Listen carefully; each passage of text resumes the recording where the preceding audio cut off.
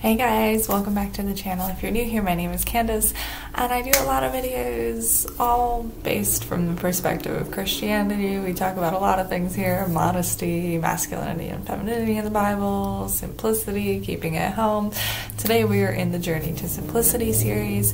We are kind of jumping off the last 2 weeks ago, but the last video that I did talking about food choices and stuff like that, which is kind of a nice segue into today's video when we're talking about personal hygiene and like simplifying our personal hygiene routines and kind of, you know, what the Bible says about hygiene and stuff like that, which isn't a video that or things that you really see talked about in Christian communities, so we're going to talk about it today. But first, as always, I'm going to pray for this video and then we're going to dive right in. God, thank you for giving us amazing bodies that can do so much. Like, we have our own natural oils in our skin and all of these things that you thought of to help keep our bodies healthy and clean. Thank you for discernment and wisdom and for giving us, you know, all of the plants and herbs and flowers and fragrances and things out there that we can use to clean our bodies and to make ourselves smell good. I ask that you would give us all wisdom and discernment in our choices of what we put on our bodies, as well as bless all of those under the sound of my voice right now. I ask these things in Jesus Christ's name. Okay, so we're gonna start with what it says in the Bible, of course, and then jump off from there. So in the Bible, it does talk about washing ourselves. It talks about washing feet with water and stuff like that. It talks about, you know, washing your heart metaphorically and things of that nature. Another scripture that talks about something like soap is Jeremiah chapter 2 verses 22, which says, where am I? Chapter 2 verse 22. For though thou wash thee with nitre, which is baking soda, by the way, and take thee much soap, yet thine iniquity is marked before me, saith the Lord God. And that one we're gonna not talk about necessarily the fact that, you know, obviously that is a verse where they're talking about how they're doing bad things and so God's not pleased with it, even though, you know, obviously you're washing yourself, but you're still dirty on the inside, you know. But it talks about using baking soda, it talks about using soap in the Bible in a few different places. It talks about using oils. So like in Esther, when before she got to go and be in front of the king, she spent 12 months like washing and bathing and using oils of myrrh and sweet odors, as it says in the Bible.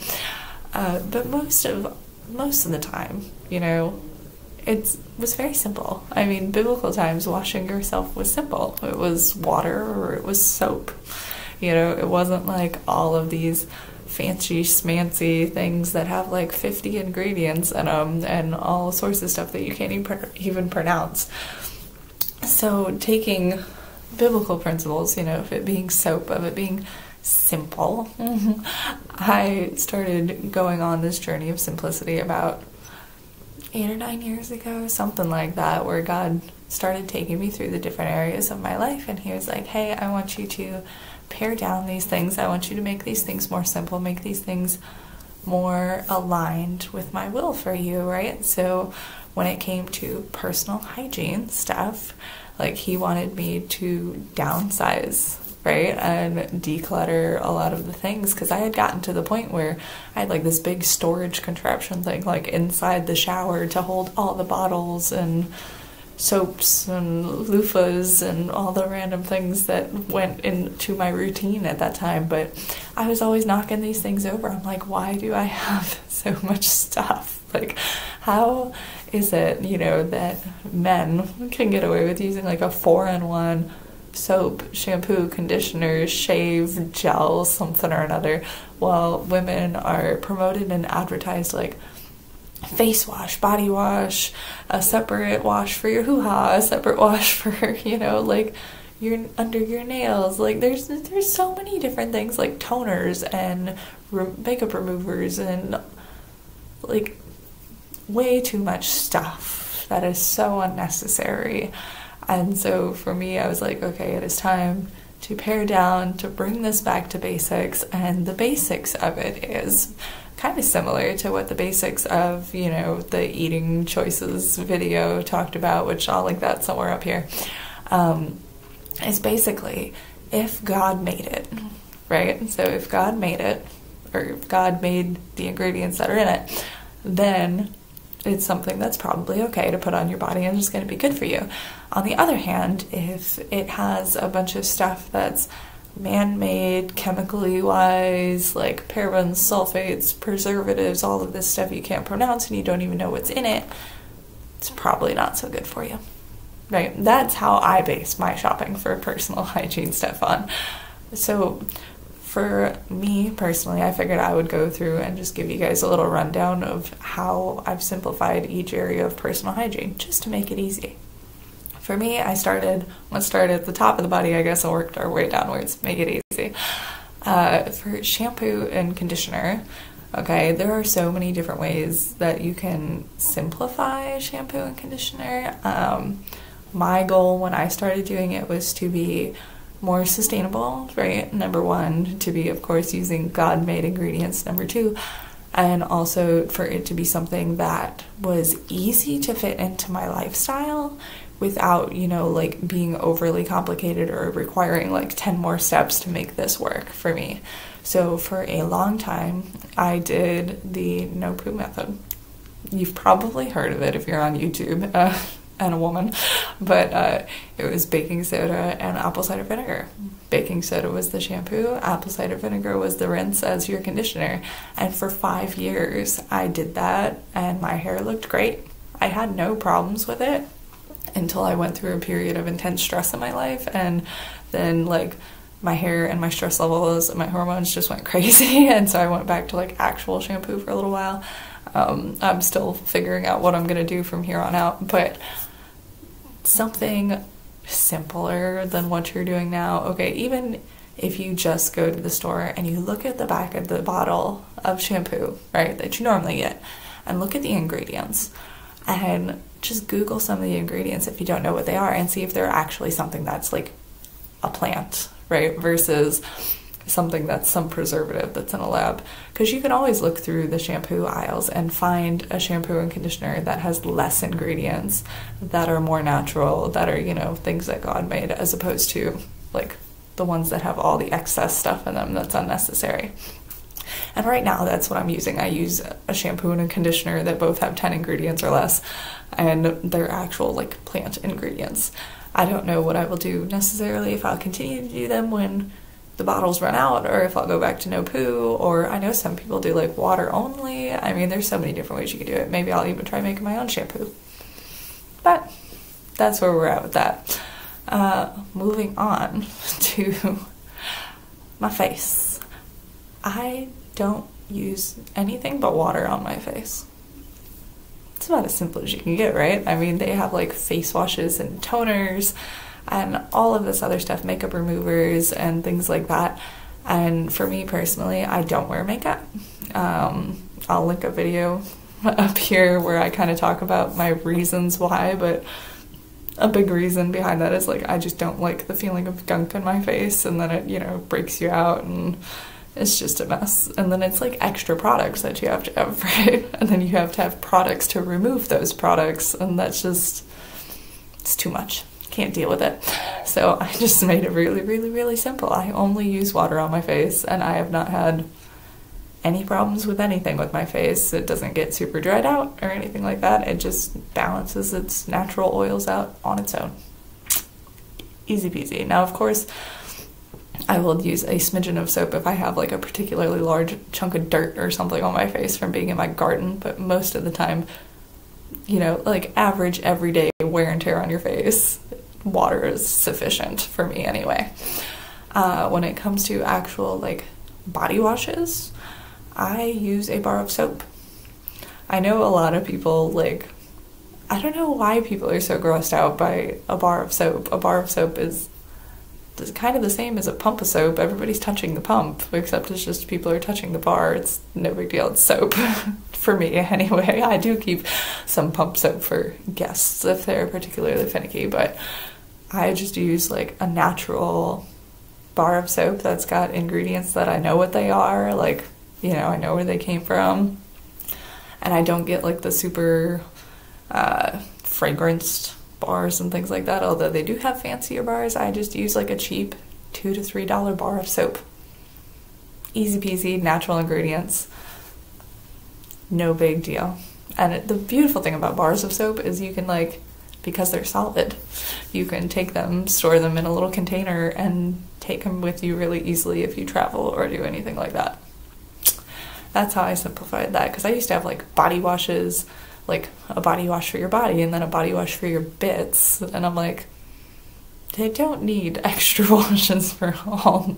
It's all a part of my body. It just needs one bar of soap. That's it. Make it nice and easy and simple. And it does talk about soap in the Bible, so it's like, soap, there we go. Easy, natural soap. No big deal. Let's see, what else? Let's talk about things that we put on ourselves, I guess, after showering. I do not use hairsprays or heat creams or gels or any of that sort of stuff on my hair. If I want my hair curly, I throw it in braids after a shower and then sleep on it, and it's curly the next morning. You know, no heat sort of curls, makes my life easy, makes it simple. I don't have to do any extra gunk on my hair. There's no extra steps to it, really. It's just throwing it in braids before I sleep. That's it. If I want it straight, then I just leave it straight. Very simple. Easy peasy. Deodorant. Okay. Deodorant. I used to use, you know, regular deodorants, and then, like, I actually started looking into the ingredients in regular deodorants, and a lot of those ingredients are not so good for you. They do things like clog your pores and stop them from actually sweating, which is what they're supposed to do, you know? So I switched to just a plain alum stone. Some people make their own deodorant. For me, I already make my own toothpaste, so making my own deodorant on top just seemed a little excessive for me, so the simpler way was to just buy an alum stone, and those things like last forever. So I have had like the same alum stone for like 5 years. Works great. Easy peasy. I don't have to go buy it at the store, you know, repeatedly, very frequently. For toothpaste, like I was saying, I found that like the ingredients in most of the toothpaste at the store I didn't like, so I just make my own. Coconut oil, baking soda, and maybe a little peppermint essential oil, you know, that's it. I have been using that exclusively on my teeth for 9 years, 8-9 years, something like that. I've been to the dentist and they're like, oh, your teeth look great, what do you use? And I'm like, I just, you know, make my own toothpaste and here's what's in it. And they're like, really? Really? And you've had, like, they look great. I'm like, yep, no problems with them. So it seems to be working just fine. And for me, the making my own toothpaste thing was simpler than buying toothpaste or going and researching different toothpaste, because the ingredients in the toothpaste that I make are things that I already buy for my kitchen. So they were just, you know, ingredients I have in the kitchen. If I run out of toothpaste, I walk 10 steps to my kitchen, I throw these ingredients in a jar, mix them up, done. Back in my bathroom. Easy peasy. My teeth look great. No big deal. I don't think there's much else. What else? Perfumes? I don't use perfumes. If I want to smell like a particular smell, maybe I'll throw on a little essential oil. But that's it.